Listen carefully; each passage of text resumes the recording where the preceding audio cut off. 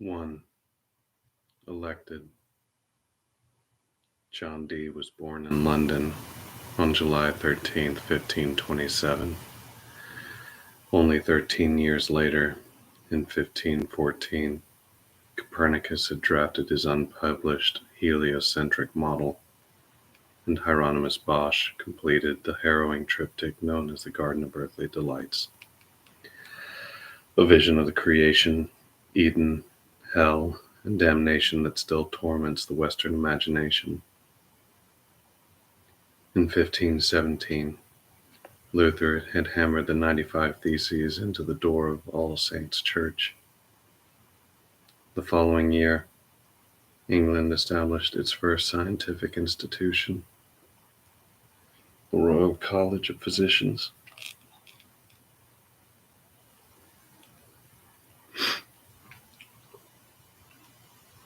And the year after that, Magellan embarked on the first circumnavigation of the globe. This is the world that Dee was born into, and these are the themes that would dominate his life. Dee was raised in Mortlake, a small village to the southwest of London, which sits upon the Thames, where he would reside for much of his adult life. Dee's father, Roland, a textile merchant, traced his ancestry to Welsh nobility. The Dee name had been Anglicanized from the Welsh du, or du, black. Pardon my pronunciation.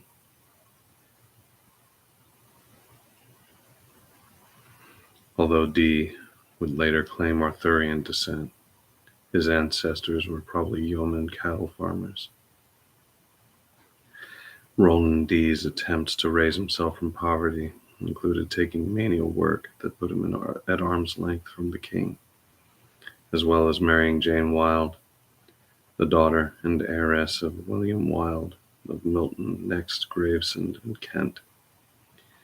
Yet though the Dees remained of modest means, Roland Dee would ensure his son the education and connections that would propel him into government service, while his mother would grant him his home at Mortlake.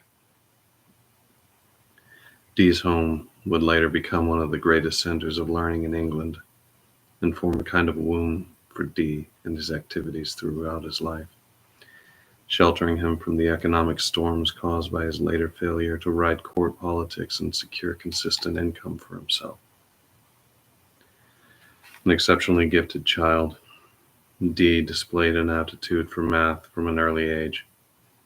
Additional exposure to his father's textile business would give Dee a solid grounding in practical mathematics. A solid grounding in practical mathematics. In 1537, Dee began a Catholic education at the Chantry School at Chelmsford, Essex, where he learned Latin and very likely served as an altar boy. After his initial education, Dee entered St. John's College, Cambridge, at the age of 15. In November 1542, he later claimed, perhaps exaggerating, that he slept only 4 hours a night, rested 2, and spent the remaining hours studying, avoiding carousing altogether. St. John's, then only 30 years old and still tiny, was dedicated to Catholic humanism. Despite the new cultural influence of the Protestants, there, Dee gave himself to studying the core curriculum of Aristotelian logic and philosophy, and following Aristotle's own line of thinking, the occult. Dee was tutored extensively by John Cheke, Cheke,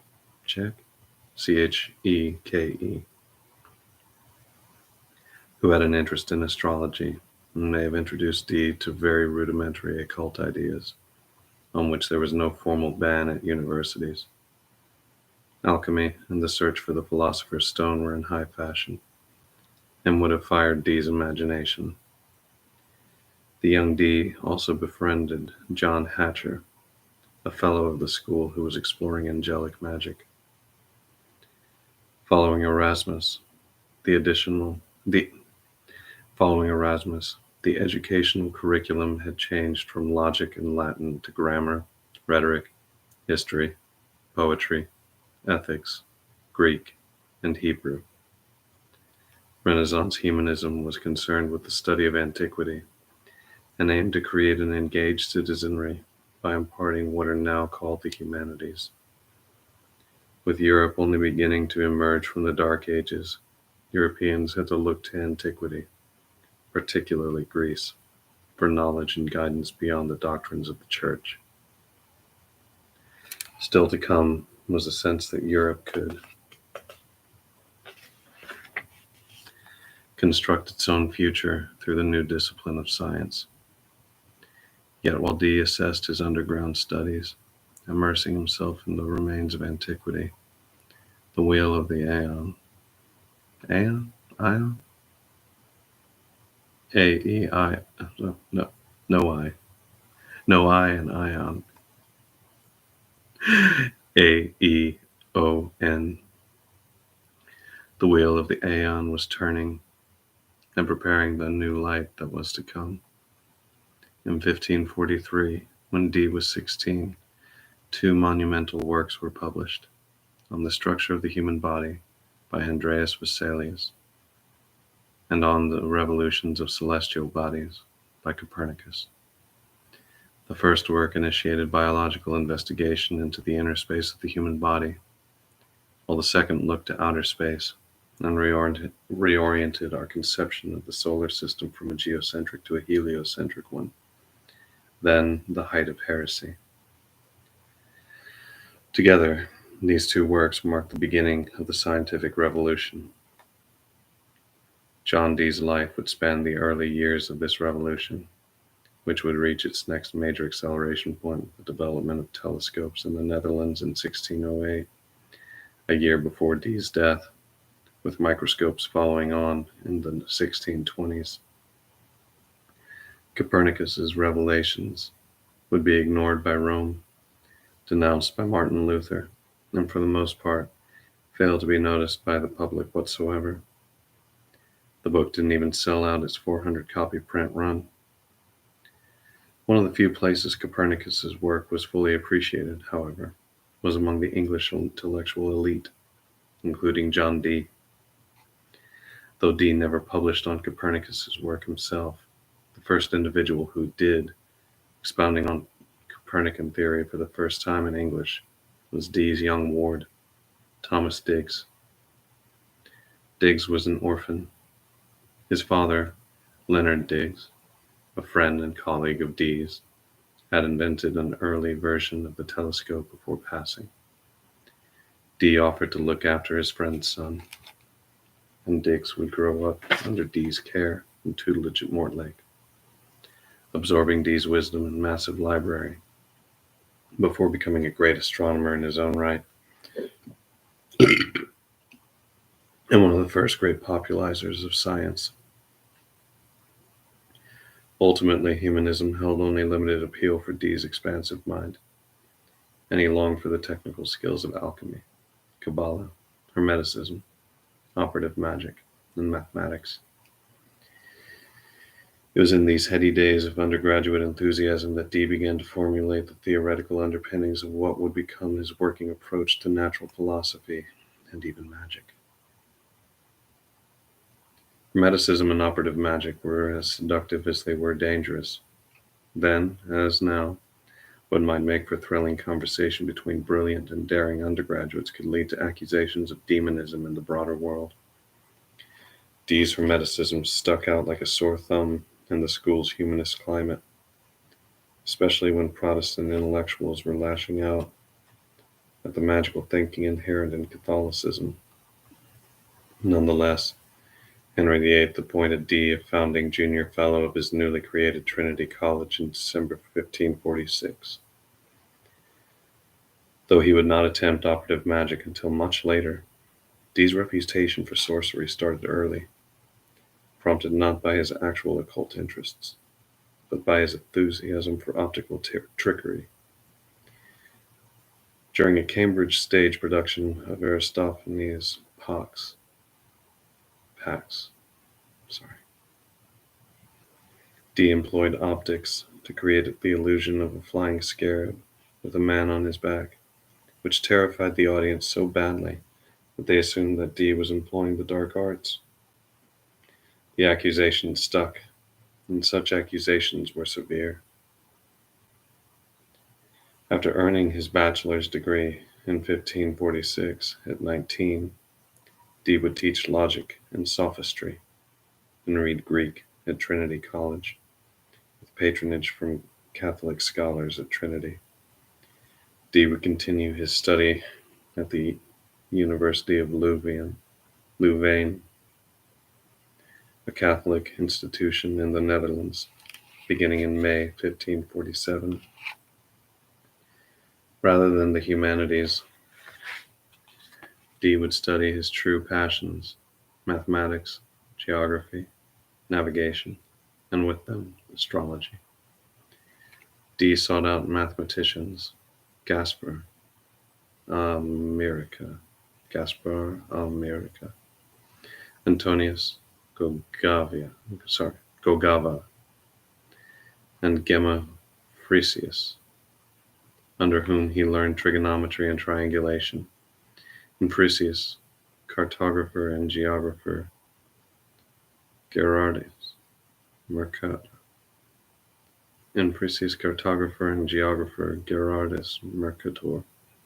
Dee found his primary mentor. Mercator, then 36, was working hard to develop a new map of the world that incorporated the information brought back from the New World. We remember him for creating the Mercator projection, our standard world map.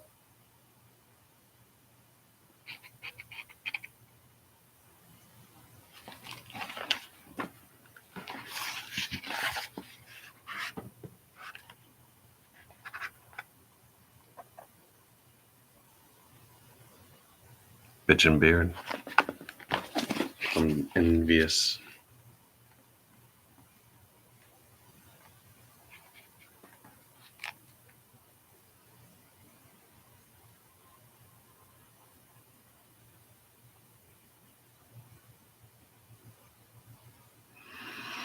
Gone were the crude drawings of the Dark Ages maps, full of biblical references and monsters. In their place were the beginnings of an accurate depiction of the planet.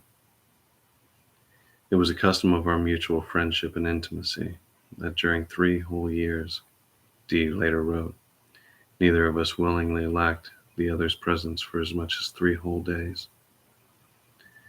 Dee was at this time a tall, skinny, good-looking, healthy young man who appeared wise beyond his years. Yet while his status as a promising intellectual was growing, his family was falling on hard times when power shifted from Henry VIII to the 9-year-old boy King Edward VI upon Henry's death in 1547. Roland Dee lost his job. He attempted to maintain his income by pretending to still be employed, and finally through outright fraud, by stealing and selling gold altar plate from St. Dunstan's, where the elder Dee was senior church warden. Even when caught, Roland Dee refused to return the money or give up the names of the people he had sold the gold plate to, one of whom was his son John, who had purchased stolen brass candlesticks from his father. Roland and Jane Dee fled to Jane's family home in Gravesend, Kent, to hide under the protection of the local magnates. The shame of his father's deeds, with which Dee was publicly associated, would follow the scholar throughout his life, as would the financial difficulties imposed by his father's collapse. Compounded with the sorcerer's reputation he had garnered at Cambridge, the shame that surrounded Dee's family provided the first of many blocks to the progress of Dee's career. Dee would remain indigent and often dependent upon meager support from the crown for the rest of his life. Following his short stay in the Low Countries, Dee returned to Cambridge in 1548 to take his master's, As a gift to his home university, he brought back with him 2 globes created by Mercator, as well as a brass astronomer's ring and staff devised by Geoffrisius. Masters in hand, Dee returned once more to Louvain, just in time to escape his father's troubles. Louvain had by this time become a refuge for Catholics fleeing Edward's Protestant reforms. Though Dee had been a sworn Protestant at Cambridge, he now took an oath to live under the rule of the Pope. Dee may have been pursuing his own agenda, swearing what oaths he needed to gain access to the knowledge he sought.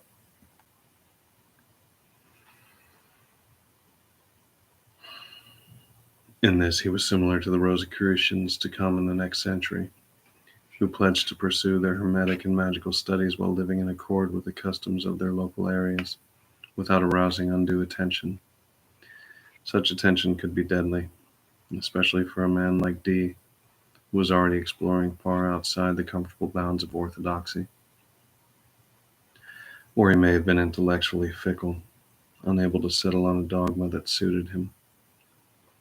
Despite the controversial nature of his studies, Dee was following in the footsteps of his forebears.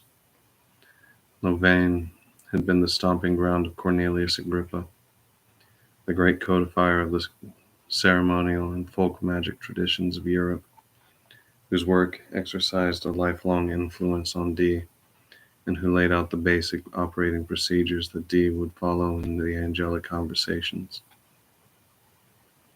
Dee had become enraptured by the siren song of magic, but his mathematical mind tempered his interest with cold reason.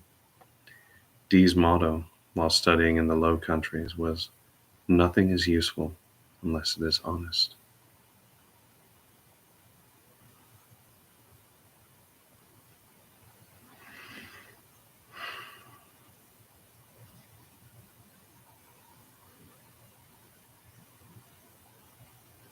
At Louvain, Dee also studied law, which would serve him well in the days to come, both in Elizabeth's court and in her employ as an intelligence agent. He also studied astrology at length, which he would use in Elizabeth's court and for nearly everything in his life, including the later angelic conversations, and even the conception of children with his wife. It was his astrological knowledge, especially as applied to medicine, that earned him the sobriquet Dr. Dee, to which he did not object. He did not, however, earn an actual doctorate. Following his education, Dee began traveling, lecturing on the continent, and though he was perpetually broke, his talks on Euclid at the age of 24 are recorded as phenomenally successful. Dee later claimed that his lectures at Reims were given to consistently full houses, with students climbing the walls to listen to them through open windows. Dee felt that the lectures created a far greater sensation than the uproar over his flying scarab. Dee may well have exaggerated the popularity of his lectures. The science historian J. L. Heilbronn points out that no contemporary references to them can be found outside of Dee's 1592 Compendious Rehearsal, written at the end of his life as a last-ditch effort to attain assistance from the government, in which he sought to inflate his achievements and downplay his failures. Dee was not an innovator in mathematics, but he was an apt teacher, passing on basic mathematical concepts to the general public, and was accounted of the learned mathematicians through Europe, ye prince of the mathematicians of this age. Dee was a great nurturer of the younger generation, who would far surpass him in their achievements, thanks to the care he had invested in them. This included not only his ward, Thomas Digges, but many of the foremost mathematicians of the late 16th century, who learned their art from Dee. While on the continent, Dee would make a great number of contacts, with whom he would keep in regular correspondence after his return to England. Dee also continued his occult studies under the polymath Guillaume Postel, the most accomplished Kabbalist of his time, who impressed Dee with the study of Hebrew as a divine language, its mathematical construction, and his theory that all languages stemmed from the Hebrew letter Yod. Under Gogava, he also studied the I Ching, which must have appealed to his mathematical outlook. Math, for Dee, was the primary way of understanding the laws of nature and the mind of God.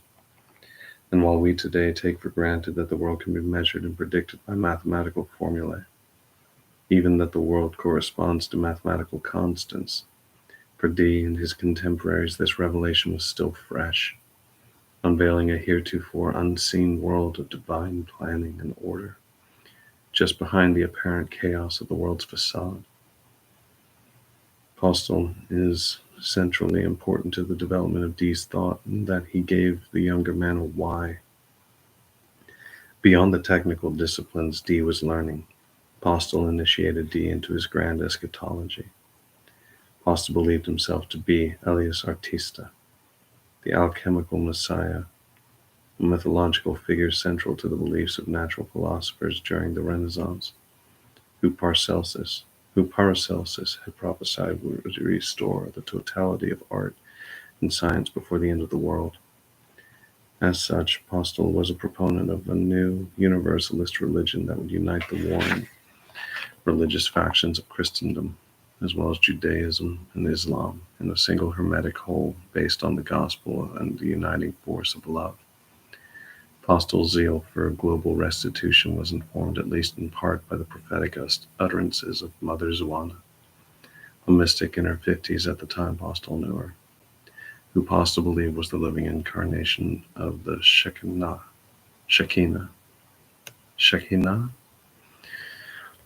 the female divine presence, and whose soul he believed entered his own body after Zwana's death. For these heretical and millenarian views, Postel was expelled from Venice in 1549.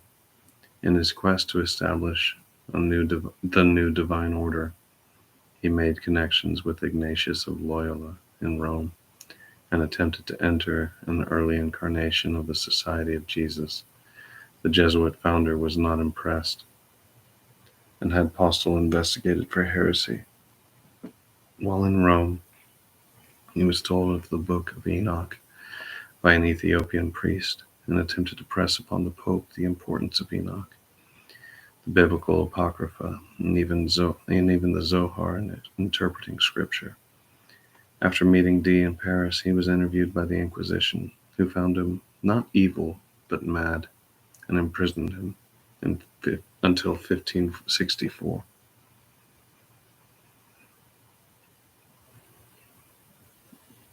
Following his release, he recanted his prior beliefs. Postel's idea would live on in his student John Dee, who sought their universal key in his Mons Hierographia. I'm not reading all this tonight. Well, maybe.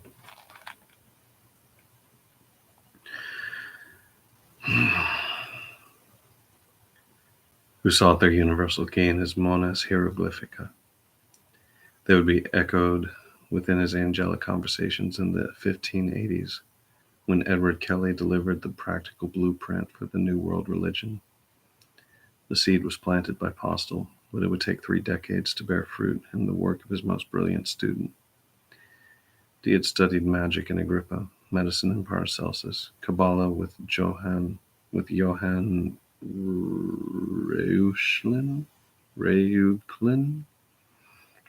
and eschatology with Postel.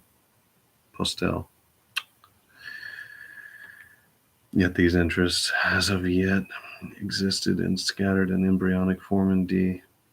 They would not come together in the angelic sessions for almost 30 years, and it was highly unlikely that this is how Dee planned his life to go. A more probable reading might be that Dee fell back on his interest in operative magic and the grandiose and messianic dreams of Postel after his real government career collapsed. Following the conclusion of his education and his triumphant lecture tour a patriotic Dee turned down a potentially lavish but provincial offer to become a mathematical reader at the court of Henry II in France. Other offers could have placed him in the employ of a range of French nobles, as well as the ambassador de Suleiman I, the Ottoman Sultan. These he also refused, expecting to find a court position in his home country instead. However, Dee returned to England to discover no offers of employment and no money. He also found Edward's reforms in full swing, with Dee recording in his diary the destruction of church statues and even tearing of crucifixes from churches, including the great crucifix at St. Paul's, which wounded several individuals and killed one when it was clumsily torn from its altar. After presenting the young king with copies of his astronomical works, Dee was given a pension, which may have never been honored. Afterwards, seeking private employment with William Herbert, the first Earl of Pembroke, as well as John Dudley, the Earl of Northumberland, he also worked to set himself up as a teacher and private tutor, and as a navigational consultant in Edward's court. Here he assisted in the first major English maritime expedition, Richard Chancellor and Hugh Willoughby's 1553 search for the Northeast Passage to Cathay. The expedition was unsuccessful, but the pair did reach Russia, where they made trade agreements with Ivan the Terrible. Around this time, Dee worked on inventing the paradoxical compass for the Muscovy Company, which he completed in 1557, and which would become a faithful instrument in Dee's later imperial planning. Dee would also be appointed rector of Upton upon Severn, a politically expedient move that enraged the Bishop of Worcester, who held astrology to be a violation of God's law. Despite Dee's Catholic education and the oaths he had sworn while abroad, he was already making a name for himself as an intellectual par excellence within the Protestant elite. Fame, fortune, and royal favor seemed just within reach. Unfortunately, Edward's reign was not to last long. The young king died of lung disease in July 1553, possibly brought on by poisoning, potentially by the Duke of Northumberland, or by Catholic agents, and the government descended into chaos as factions vied for the throne. Before Edward's death, the Duke of Northumberland had pushed Edward to support the Protestant Lady Jane Grey, instead of the Catholic Mary as his successor, in which he was likely successful. Upon Edward's death, Northumberland set to work installing Lady Grey on the throne. One of his aides was Roland Dee. When Northumberland's plot failed, the Duke was publicly executed, and Roland Dee was imprisoned in the Tower of London with the rest of Northumberland's. The elder Dee, his reputation tarnished by treason as well as theft, was a broken man. His further deeds and the date of his death are unrecorded. Roland's reputation hung over John Dee like a heavy cloak, and Dee himself was hardly above suspicion. Roland's fall also meant that the inheritance John Dee had expected to receive was no longer on the table. Instead, he would have to scramble to curry favor with power and stay alive by his wits, seeking to stay on the good side of Mary's incoming Catholic regime and leaning into his Catholic education to right his fortunes and reputation. Dee had himself ordained as a priest, taking all 6 degrees from tonsure to full priesthood in one day. In the short term, at least, the ordination helped him garner the good graces of the new administration. Soon, Mary had completed a political marriage to Prince Philip of Spain and managed to convince others, and perhaps even herself, that she was pregnant at the improbable age of 38. Because Philip was not allowed to interfere in succession, the future of the crown now hung on Mary's pregnancy, and legal and political maneuvering over who would succeed Mary began immediately.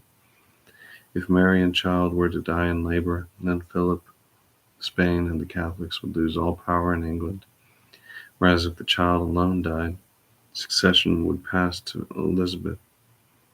A military buildup between Philip's father, Charles V, and Elizabeth began at once. Elizabeth, caught between appearing loyal to Mary and preparing to have to take and defend the throne, asked Dee to divine the future. On May 28, 1555, Dee was arrested for attempting magic in a rented room and was interrogated under suspicion of casting horoscopes of Philip, Mary, and Elizabeth. Astrology, or calculating, an art he had studied under his mentors at Louvain, was one of Dee's primary trades after leaving the academic world. Here it was seen as evidence that he was conspiring with Elizabeth to unseat Mary. Here it was seen as evidence that he was conspiring with Elizabeth to unseat Mary. Conjuring, calculating, witchcraft, and even having a familiar spirit were the level charges. Dee had been caught based on information from two informers, George Ferrers and Thomas Prideaux. After a few days, only a few days after Dee's arrest, one of Ferrers' children was dead, the other blind, stoking fears that Dee was a sorcerer, and sending a pang of raw dread through Mary, who was terrified that Dee would use magic against her own unborn child. Under duress, Dee confessed to calculation and conjuration. The admission was enough to stir Mary's camp into a frenzy of paranoia. Rumors now circulated that Dee had created voodoo dolls of Philip and Mary to work magic against them, that he conjured demons, and that there was a vast occult conspiracy against Mary. Dee was accused of treason, and his papers searched, and his residence in London sealed. He was next imprisoned in the Tower of London, where his father had been confined 2 years earlier. He may have been tortured on the rack in the Tower dungeon. At the Tower, Dee shared a cell with Bartlett Green, a heretical convert whom Dee took kindly to before he was burned alive for treason. Dee soon confessed of whatever the Privy Council, Mary's advisory inner circle, wished to hear, which would only further mar his career prospects. After his imprisonment, Dee was turned over to Edmund Bonner, the greatly feared Catholic Bishop of London, for examination. Working in Bonner's household, Dee tried to restore his status by assisting the bishop with his tract, a profitable and necessary doctrine, with certain homilies, which levied blanket condemnation against magical activities, including the folk rituals of Catholicism, like using sacramentals to banish evil, as well as Dee's forays into optical science. Despite Dee's best effort to set it apart from folk superstition, Bonner's tract would soon be read from every pulpit in England. Dee's assistance in publicly denouncing his own beliefs, as well as hiding behind Catholic power, including assistance in examining heretics, was a clear effort to save his own skin from the current regime. Meanwhile, Dee used his time in Bonner's household to expand the personal library he had begun assembling while abroad, already consisting of European and Arabic works on astronomy, geography, alchemy, Neoplatonism, and angel magic. Books on mathematics and astrology dominated Dee's new purchases, but by 1556, Dee's interests had shifted more fully toward optics, and for the first time in a serious way, alchemy, with Roger Bacon being a primary focus of his study. Bacon, a 13th century philosopher and Franciscan friar, was an early exponent of both the scientific method and of operative alchemy. Feared as a sorcerer in his own day and still regarded as a demonic conjurer in Dee's, Bacon had suggested that true science was dependent not only upon external observation but upon inner illumination. That illumination, Dee suspected, as have generations of seekers to come, could be induced by ceremonial magic. For Bacon, the great chain could be reascended and mankind's original unity with God could be recovered through the growth of moral virtue, by study, by divine illumination, by understanding the divine grammar underlying Hebrew, Greek, and Latin. Bacon believed that this original divine knowledge had been handed down in unbroken lineage from the beginning of mankind, from Noah to the Chaldeans to Abraham, to the Egyptians, to Moses, to the Greeks, and from there on unto the current world period. Dee immersed himself in Bacon's worldview. Works by Bacon soon multiplied in his library. In 1557, Dee composed a defense of Bacon, stating that his miracles had been attained by natural science rather than with the aid of demons, as his critics had charged. Not unnoticed was that Bacon's name before entering the priesthood, Dee believed, was David Dee. Dee became similarly obsessed with Raymond Lull, aka Dr. Illuminatus, a Franciscan monk who experienced waking visions of Christ. Lull may have written the first European novel, Blanquerna, and did pioneering work on computation theory, work that would influence Gottfried Leibniz, and through him Alan Turing, and therefore the creation of the modern computer. In 1272, Lull had a vision on Mount Randa in Majorca, Spain, in which he saw God's attributes not only mathematically and hierarchically infused throughout all and everything, but also indexed to the letters of the alphabet. The divine creation as computer. This rawly Kabbalistic conception of the universe appealed to Dee, whose real Kabbalah clearly relates to Lull's ideas, as does Dee's angelic magic itself. Traced back far enough, this means that we may owe the existence of computers to a mystical vision on a mountain in Spain. 7 centuries later, Steve Jobs would create the Apple Macintosh following years of pursuing similarly visionary states via Eastern mysticism and LSD. Dee's growing library at Mortlake was immensely comprehensive, beyond the capacity of any other individual or group of scholars then working in Britain. More than a collection of books, Dee's library was a collection of people, and became the intellectual center and de facto scientific university of an England still too enamored of humanism to officially support scientific research.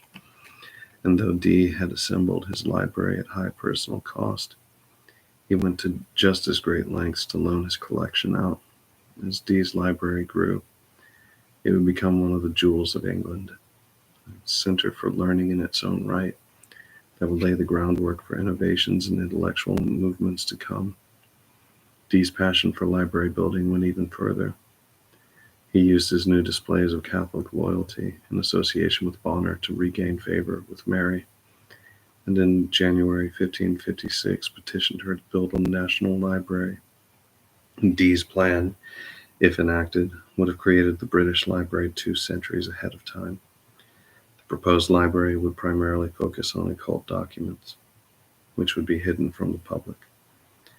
That such a plan was presented to Mary suggests that despite efforts to separate the public from non-orthodox beliefs, Dee may have perceived the Catholic government as having some interest in preserving esoteric knowledge for its own covert use.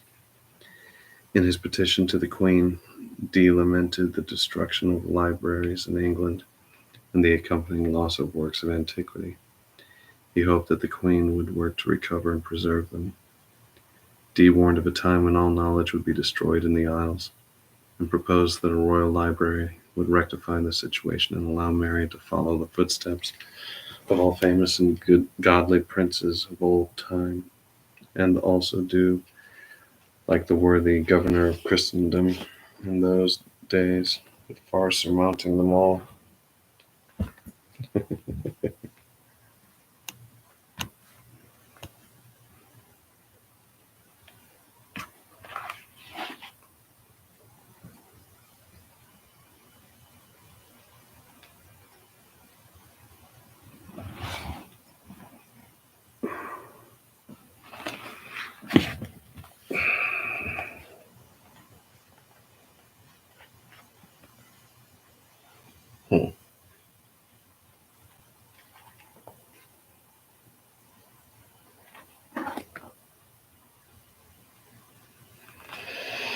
Dee's plan met with complete disinterest.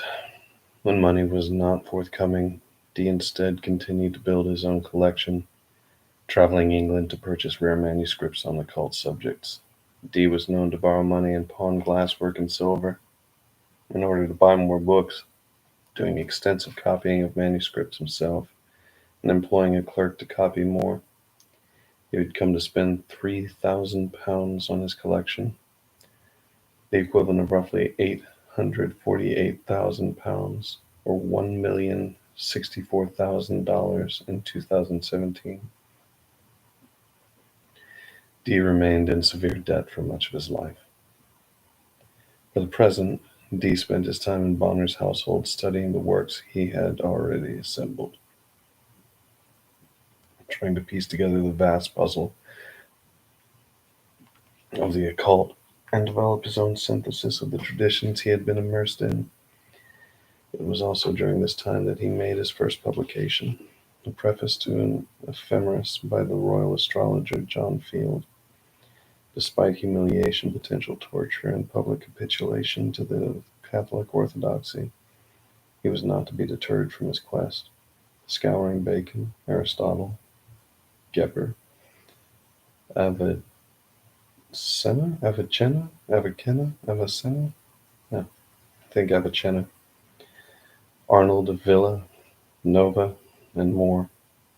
Dee, like so many before and after him, sought to uncover the formula of the Philosopher's Stone.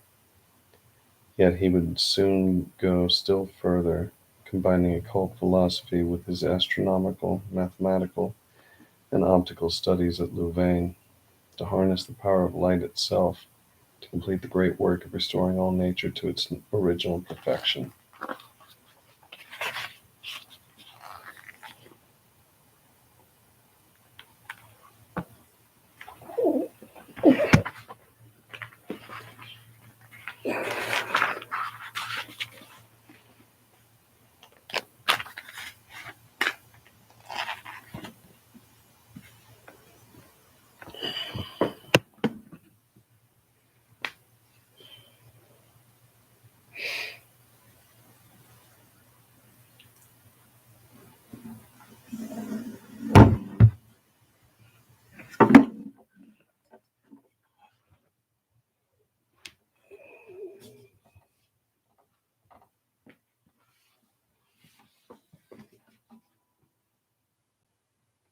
Where the hell did I put my phone? Oh well. That's cold.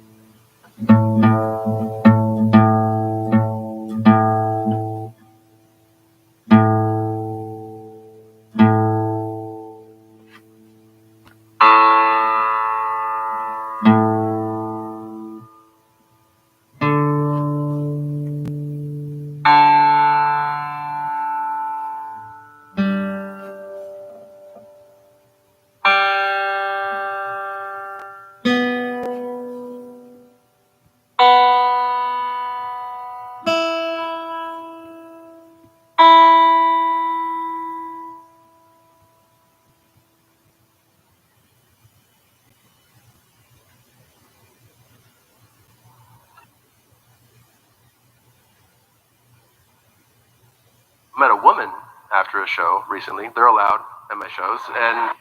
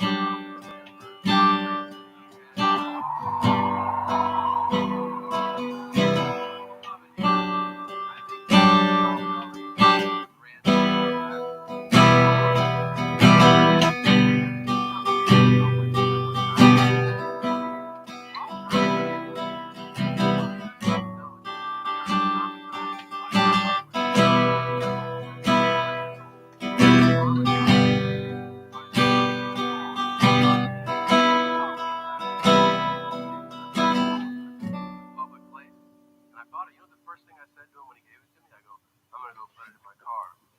And he goes, why? And I just instinctively, I go, because it's weed. And he goes, tape it to your fucking forehead. Who gives a shit? And I was like, oh yeah, I forgot.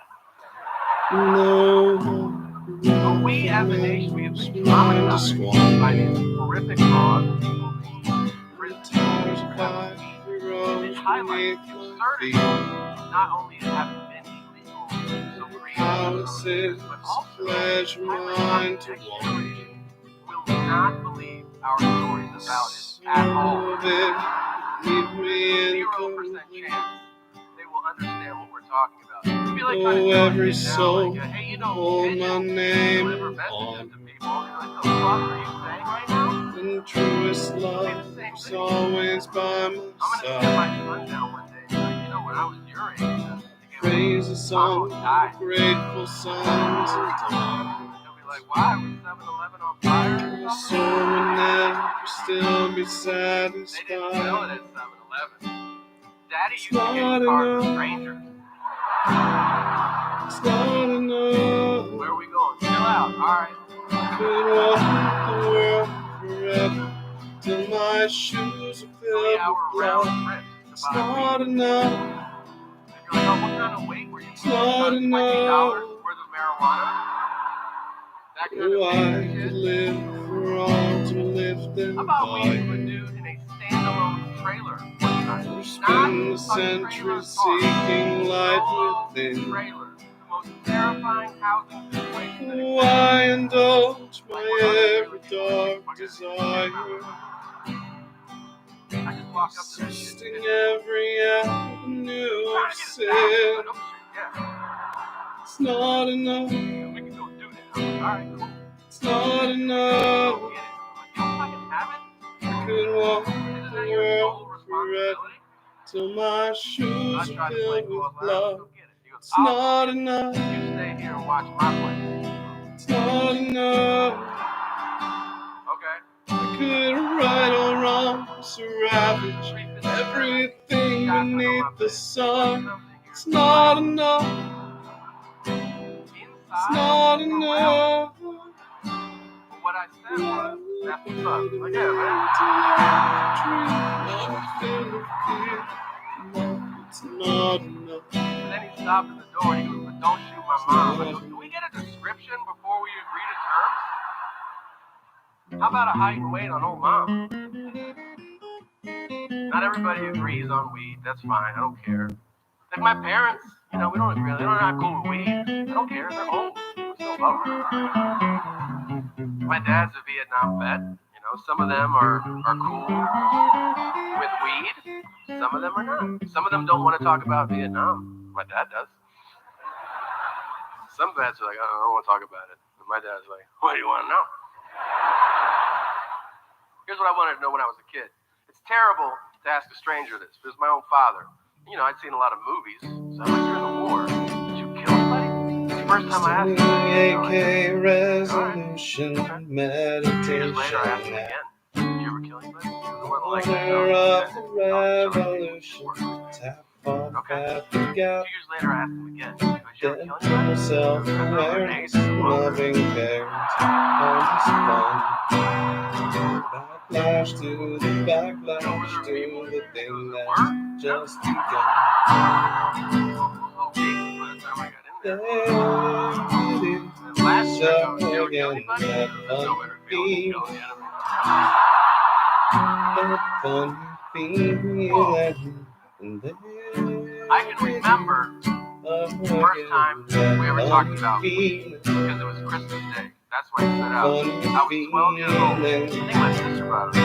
Oh, I'm so great. And my dad goes, you want to know what I think of marijuana? And I was genuinely curious. I go, what, Dad? Surgeon General's pop-up shop, And somebody pulled out a Robert marijuana Iger's cigarette. fate, And I said, come out here. discounted And theatric I was prop. like, cool story, nerd. Just Yeah, take the other one. on race. Female Colonel Well, yeah, one Sanders, time I was in easy Vietnam. into Vietnam civil tried to war. sell my Marines marijuana, so I found them at picked him up by his World throat, at your and I threw him on the ground. fingertips, Somebody ocean emptied his at face, your and they said, door. if you ever come here again, I'll fucking kill you. And I go, do you have any stories in between those two stories? Again, that fun It's feeling, Christmas, bro. God damn. fun feeling. 2 years after that, there was a Again, woodpecker that fucking up fun our house. feeling, This will always fun feeling. woodpeckers can really damage your house. I remember my dad paid a guy $500 to patch up that part of the house. A month later, the Live woodpecker action returned. This Lion time, King, my dad did not call the guy. He Pepsi woke me up, halftime his teenage show. son, on a Saturday morning. Picture you're dead asleep. My 20,000 dad years whispering in there, your ear with his 7 potent dad more breath. to go. He just whispers in my Carpool ear, karaoke, "Shoot a Steve bird." Aoki, Logan Paul. I just go, I don't do that. Job at the gun range, a mass shooting at the I mall. said, okay, Lieutenant. And I got an air rifle. I shot the woodpecker. I remember I shot it mid-neck. Again, So it that was fun feeling,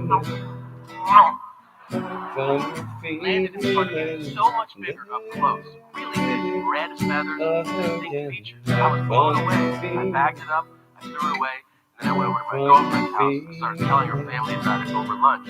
I should mention, at the time, my girlfriend's family ran a wildlife conservation center. So I didn't know my audience, but reading porn I of heard terms of horse drop, service, and I look up, and her dad goes, oh my God, you killed a long-billed woodpecker. obeying all That's the an endangered traffic species. laws, again, auto fire, Said full my dad, of gopher, losing focus, he goes, how does that make you cover feel, blown. knowing that you did this? And I said, there's no better Good feeling than job killing the at enemy. the It's gun fucking range, awesome. mass shooting. I love it. Book, Those birds are extinct now. I did that shit. I don't give a fuck. I'm by crazy. So, drone. oh man. Don't you hate everyone? Total disassociation, fully out your mind. Obviously, I'm not talking about you guys, but Googling I've derealization, been on this tour for hating a long what time, you too long. find, And, hating I meet what people you sometimes after find. shows, I meet people, and it's always a roll of the dice. I've been meeting That lunatics. I mean people. I met a guy after a show recently. I'm shaking people's in hands, saying hi. fall. The guy comes up to me and he goes, wait a minute. And I go, what? Quiet comprehending And he goes, wait a of minute. the end. I said, where am I from originally? And he goes, huh. I said, I was born in Cincinnati, but I moved around a lot. And he goes, huh. Let's go down there. I maybe give him that too.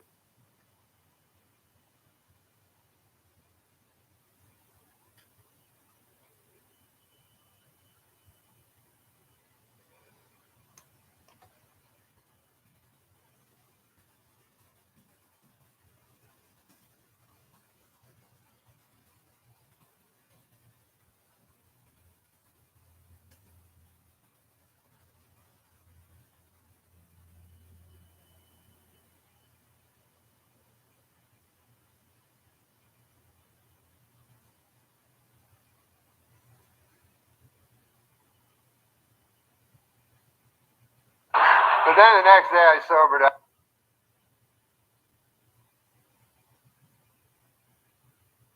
25th. Ladies and gentlemen, it's Norm MacDonald. Come on, Norm.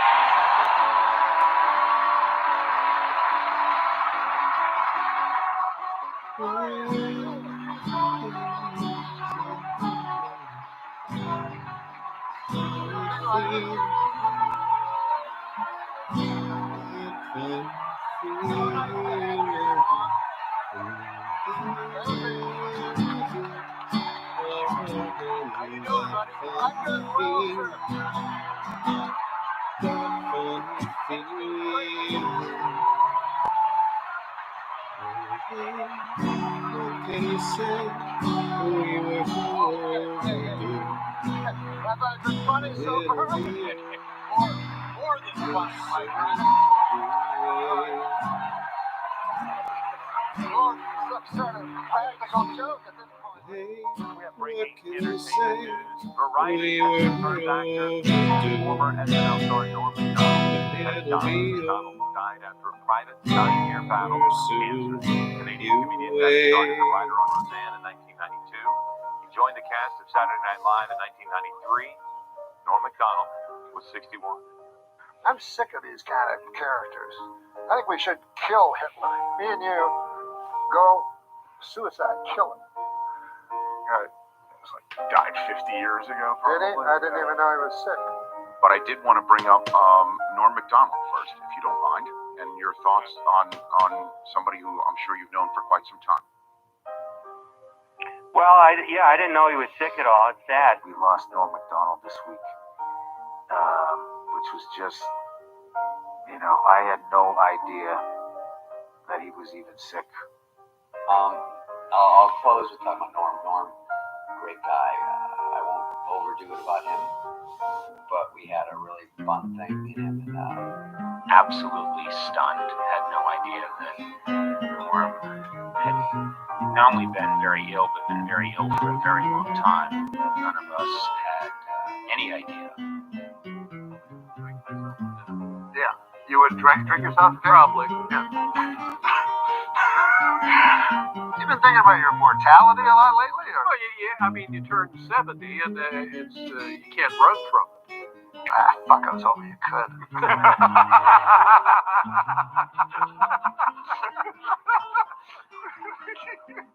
You know where I differ from a lot of people? When I Really? Really? You're different from a lot of people. when I have my funeral, and most of these funerals, crying and they're sad and everything like that, and that's what I like, I don't want. I've heard of other ones. Let's have a party. Whoa. No party. There'll be a lot of party days later. But right now, I'm dead. I mean, people should be talking, crying. I have to say, when I die, I really hope my friends do that with me. I'll be so disappointed if they don't. You know what I want my friends to do when I die? What? I want them just to get around and try to bring me back to life. I never me, really. I talked about universal me, you know what I mean? Right. That I was afraid of death or that kind of thing, which is something that everybody is afraid of, and so things like that it was me, but it was everybody. Sure. I wasn't pretending that it was a specific Right. ailment that I had, and if I had a specific ailment, then possibly I do. You don't know. I don't know. But I would not talk about it. I would not. I hope that I would not discuss it, and just try to benefit monetarily from that.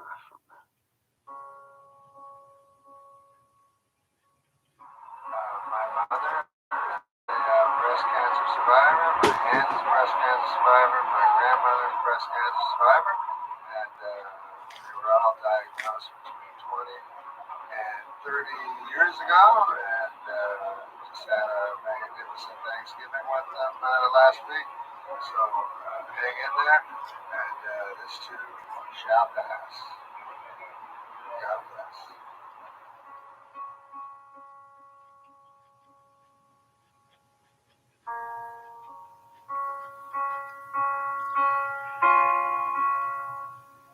You don't have the flu. You weren't feeling it, or you were a little under the weather. Had a cold. I was a little bit sick. I went to the doctor. I was going to the doctor, because I'm When worried. you're sick, you go to the doctor. Yeah, or even when I'm not, Yeah, that's right. even when I'm not, I'm worried. I'm like, maybe today I'll get like bowel cancer or something. I get concerned. So I swear that might sound weird, but there actually is no such thing. I checked with the medical when I went through, just feel alone. It's a sacred chord Exactly. that David played and it pleased the Lord. So what's not scary being a stand-up for you? Oh. You know what I think, like, people's fear, like, they always go, like, number one fear, public speaking. Bowel cancer. Like, I said that. That's good. My Uncle Bert, he's my great uncle, but we call him Uncle Bert. He got bowel cancer now. He's dying of it, you know. And or like some people like to say, now they see in the old days a man could just get sick and die, you know. Now they have to wage a battle. So my Uncle Bert is waging a courageous battle, which I've seen because I go and visit him, and this is the battle. He's lying in a hospital bed with a thing in his arm watching Matlock on the TV. Instead of that battle, I got him the box set of Matlock. But it's not his fault. What the f*** is he supposed to do? Yes, it's just a black thing in his bowel. And the reason I don't like it is because in the old days they go, hey, that old man died. Now they go, hey, he lost his battle. That's no way to end your life, you know. What a loser that guy was. Last thing he did was lose. He was waging a brave battle, but at the end, I guess he got kind of cowardly with what happened. And then the bowel cancer, it got brave. You got to give it to the bowel cancer. You know, they were in a battle, and then what the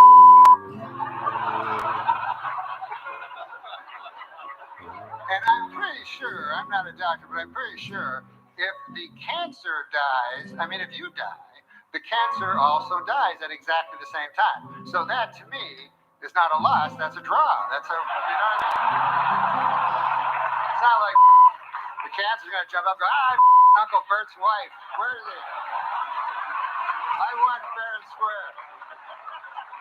Is this where he works? Hi, name's Cancer. How are you? Where do I? You just throw me to my cubicle. Right? Bowel. First name's Bowel. Good to be alive. You know what I mean? That's what I say. That's what I like. That, I find that to be the goodest thing there is. To be alive. And the reason it's so good is because it's so bad to be dead. It's not like life's so fucking great, but compared to being smothered in earth. So I just every day I'm happy not. That's my goal in life is not to die. Everybody need a goal. And so that's my New Year's resolution every year. I go, I'm not going to die. I think actually scientists should kind of look into that whole death thing because they seem to focus on diseases. And, you know, I don't like with them because, you know, the guy go, hey, you got, we fixed your arthritis. I'm still going to die. They go, yeah.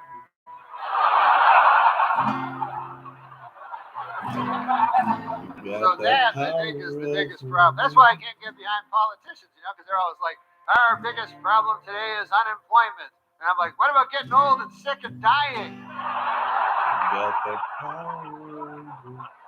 And they usher me out the back way, you know, but seriously, if there was a politician ever that said, by my second term, there will be no death, I go, I'm voting for that fucker. I'd just give that guy all my money, and I'd sit on a chair.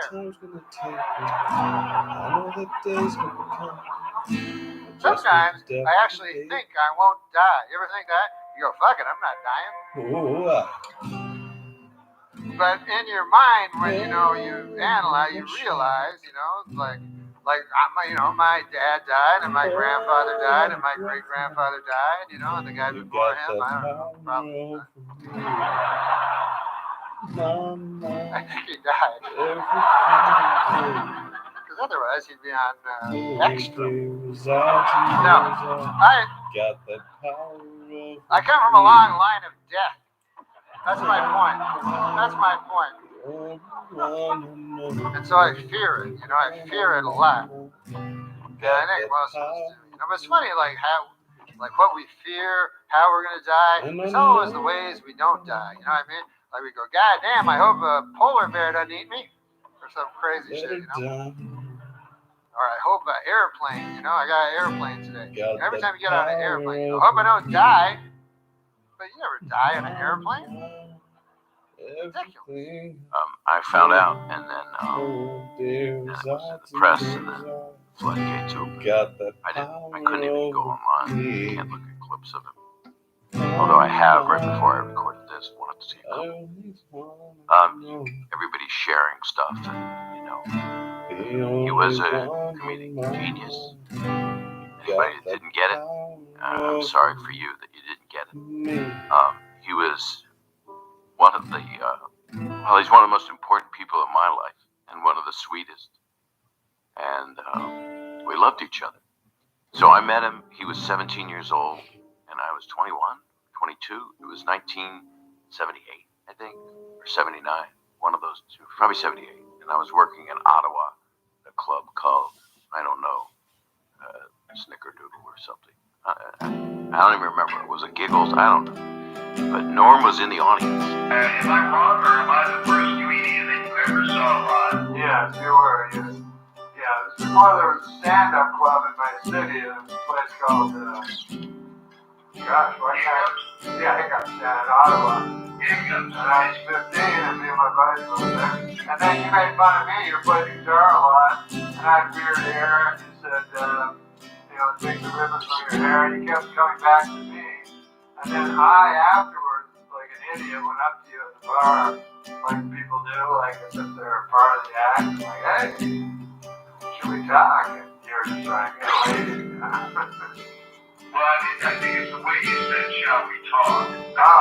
It's almost like saying, get in the car.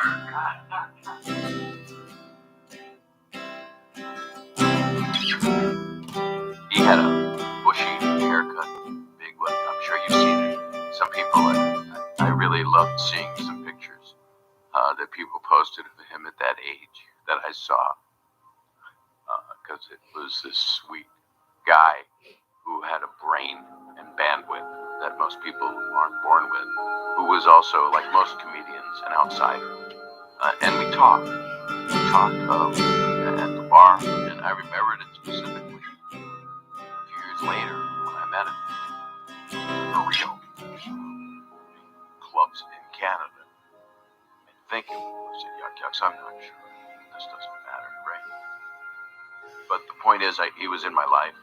I was in his, in an acquaintance kind of way.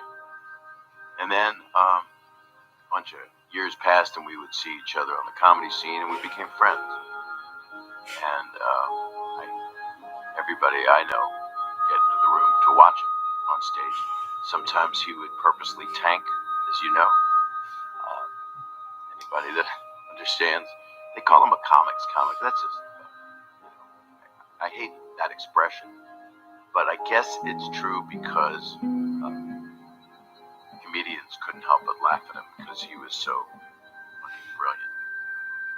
And he would say things that might not be able to be said by anybody, or that wouldn't be able to be said by anyone else. We're talking about an original voice, and his influences were all the usual suspects, all the people that love comedy, see who his roots were.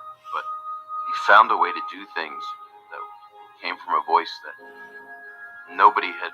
I'd never heard anyone like him. He loved dark humor from the very beginning. If you look at these clips, I was able to see a couple of them when he was one of his very earliest appearances. I think it was on Conan. It was just this young, thin lad, and talking about that dark stuff, murder, and those are themes because Norm needed to feel things very, very deeply, and Norm did feel things very, very deeply. So when on that amazing Letterman appearance 2 weeks before David went off the air, and Norm was the last stand-up comedian to go on there, and I only know this, I know all about it because we had talked about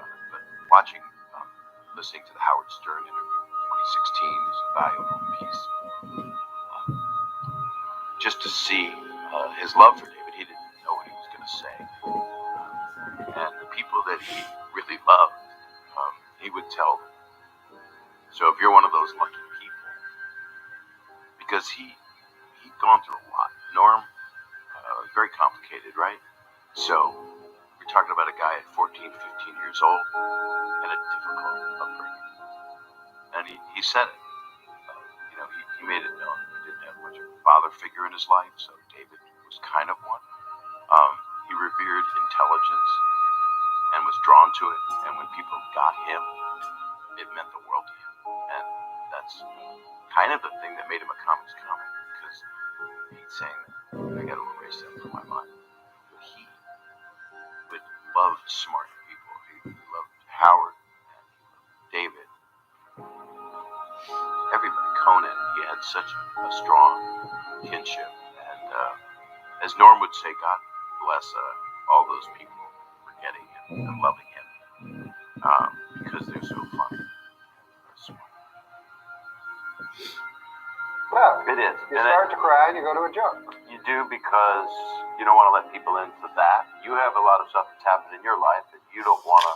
You and I have talked privately, and see what you're doing. Bring up See it? It's time to do jokes. This is where we put in a big thing, jokes. Yeah. So here, you can Because start. it's last. When I spent time with Norm, was the best.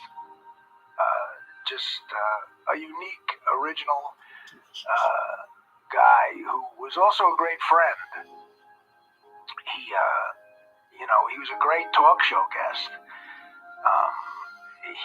Letterman loved him. Letterman, Norm did stand up on Letterman's last week on the air, which was kind of like a famous thing where Norm showed a lot of emotions. But one time Chris Farley was hosting the Saturday Night Live, and he was so out of control that Norm had to watch him. And Norm called me to watch him, which was, kind of like, how out of control do you have to be that Norm and I are watching you? And we went to the after party after Chris Farley hosted Saturday Night Live, and we were at the after party, and Norman was talking to somebody, and I'm watching Farley. He says, hey, keep an eye on Farley. So I saw Chris Farley disappear into a bathroom with Andy Dick for a few minutes, and then he came out giggling, and Norm came back over and said, hey, man, how's Farley? I said, bad news, man.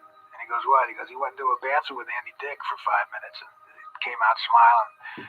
And Norm said, there's only two reasons you go to a bathroom with Andy Dick, and neither one of them's good. And Norm said, Jesus Christ, I hope he's high. Again, he could take a funny situation, make it funnier. Norm was also great at doing, it's hard to explain sometimes. He was great at taking something that's obvious, an obvious weird thing about something, and observing it, and then just bringing it to his act and explaining it to people. Like it was nuts about Norm. He's so funny. One of the funniest guys ever. Yeah, maybe everyone's prone to hyperbole when someone passes, but maybe the funniest person that ever lived. I watch YouTube stuff of him almost on a nightly basis.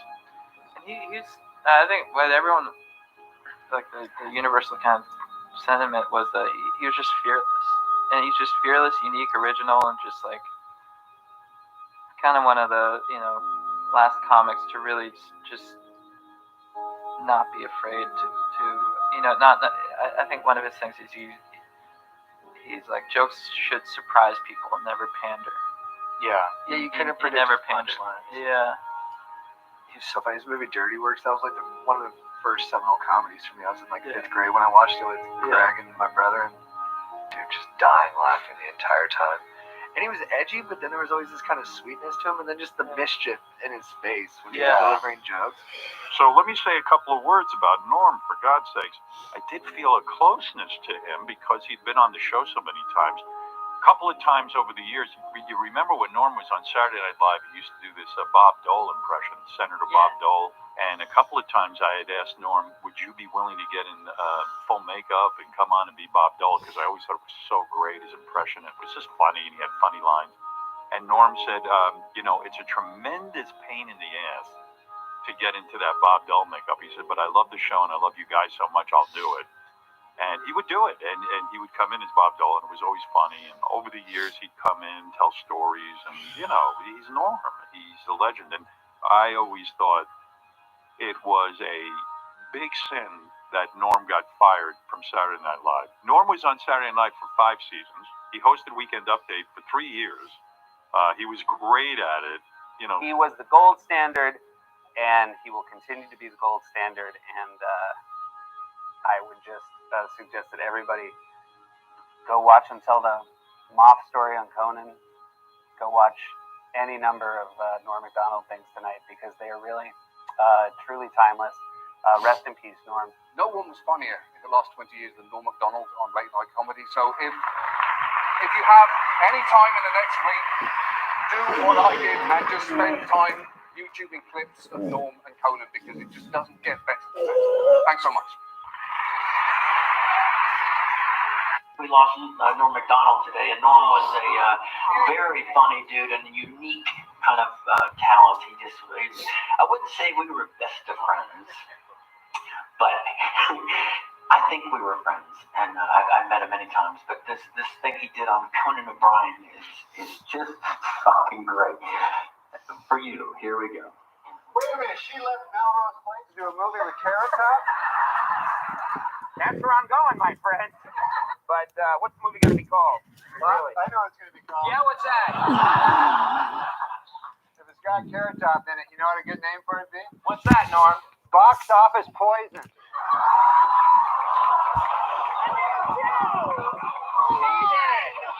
about my career? Courtney Thorne Smith, the girl sitting to your left, is in the movie. I'm going to go see it for fun.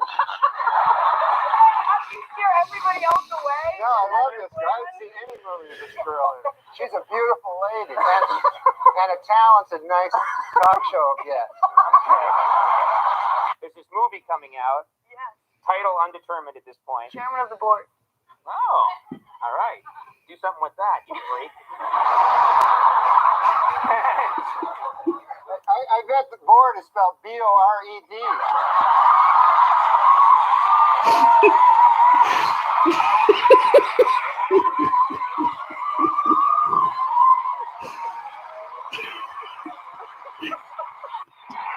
Now, not all your material comes from the news. Is that right? No, some of my material my strongest material comes from real life. Real life? Like, for instance, today I was driving in a car. Mm-hmm. You were kind enough to bring a car to bring this old chunk of coal here to the studio. We send cars for our guests, yeah. Yeah, so I got in it, and I get material that way. So my What do you mean? How do you get material that way? You get in the car, and what happens? My driver tells me a joke. The driver we sent to pick you up told you a joke. Yeah. And you're going to tell it now on the show. Yeah, that's how I get a lot of my material. Okay. Why don't we just have him on next time? That guy. That guy. No, wait till you hear me do it. So the guy, he goes, I say, I'll be the guy. Okay. A moth goes into a podiatrist's office. A moth goes into a podiatrist's office. Right? You are correct. A moth goes into a podiatrist's office, and the podiatrist's office says, "What's the problem?" And the moth says, "What's the problem? Where do I begin, man?" He goes, "I go to work for Gregory Olinovich, and all day long I work. Honestly, Doc, I don't even know what I'm doing anymore. I don't even know if Gregory Olinovich knows. He only knows that he has power over me, and that seems to bring him happiness. But I don't know. I wake up in a malaise, and I walk here and there." The podiatrist says, "Oh, yeah?" And the moth goes, "Yes." And he goes, "At night, I sometimes wake up, and I turn to some old lady in my bed that's on my arm. A lady that I once loved, Doc. I don't know where to turn to. My youngest, Alexandria. She fell in the cold of last year. The cold took her down, as it did many of us. And my other boy, and this is the hardest pill to swallow, Doc. My other boy, Gregorio Ivanilidovich. I no longer love him. As much as it pains me to say, when I look in his eyes, all I see is the same cowardice that I catch when I take a glimpse of my own face in the mirror. If only the cowardice was stronger, then perhaps I could bring myself to reach over to that cocked and loaded gun that lays on the bedside behind me and end this hellish facade once and for all. How long a drive was this? Do you live in the valley? Where do you live? Please, sorry. He says, Doc, sometimes I feel like a spider, even though I'm a moth, just barely hanging on to my web with an everlasting fire underneath me. I'm not feeling good. And so the doctor says, Moth, man, you're troubled. But you should be seeing a psychiatrist. Why on earth did you come here? And then the moth said, because the light was on.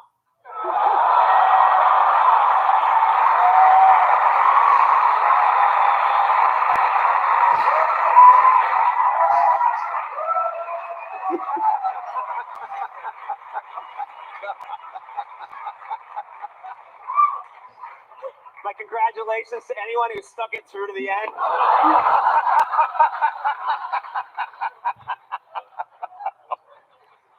So Norm. What?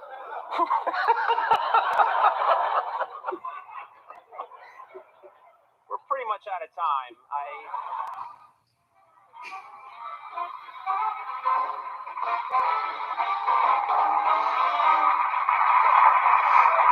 Hello, everybody. Here with Norm Macdonald, chewing the fat. Where do you live here, of course, in the city, because you're doing the show? I live in New York City. Yeah. This isn't a police interrogation. Are you sure? Where about? Where in the city do you live, approximately, not specifically? I live at 56 between 8th and Broadway. Okay, and what's your phone number? Just give me 7 digits. All right. What, your neighbors nice people? The people who live around great you? People. Every day I meet somebody new, you know. This city's great because of the neighborly people, you know. But I did meet one neighbor, interesting story, you know, that this guy, he just moved in, you know, next door to me.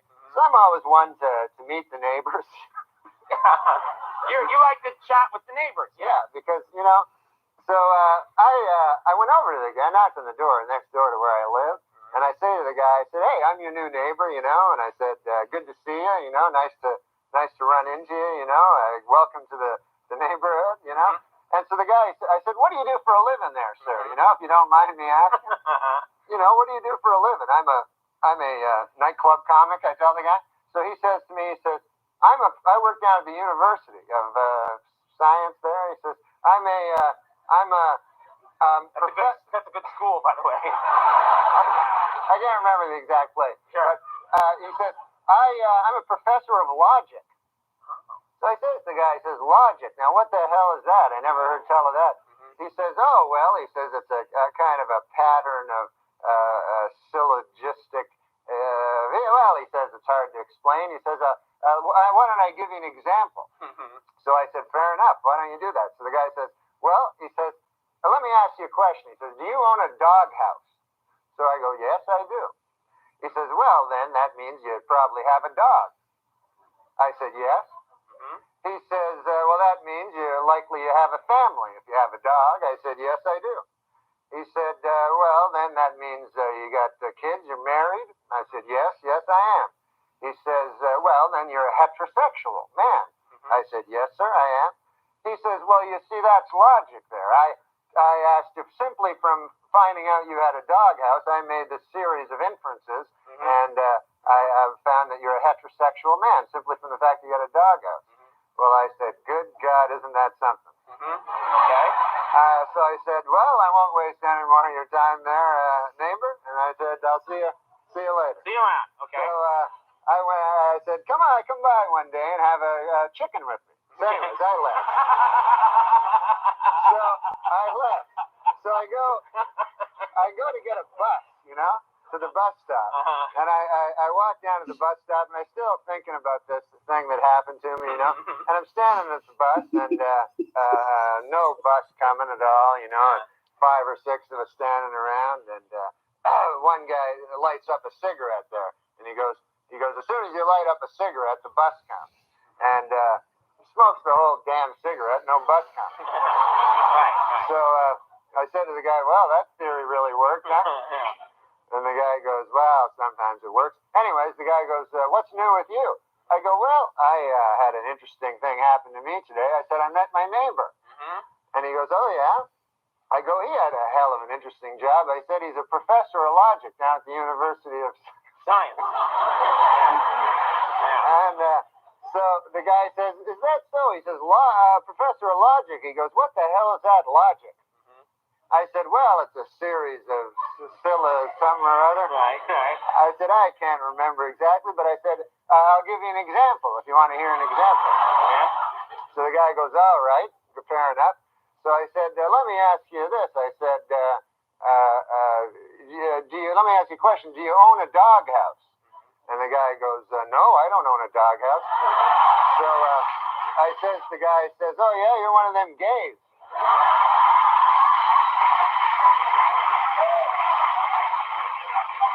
And it worked, right?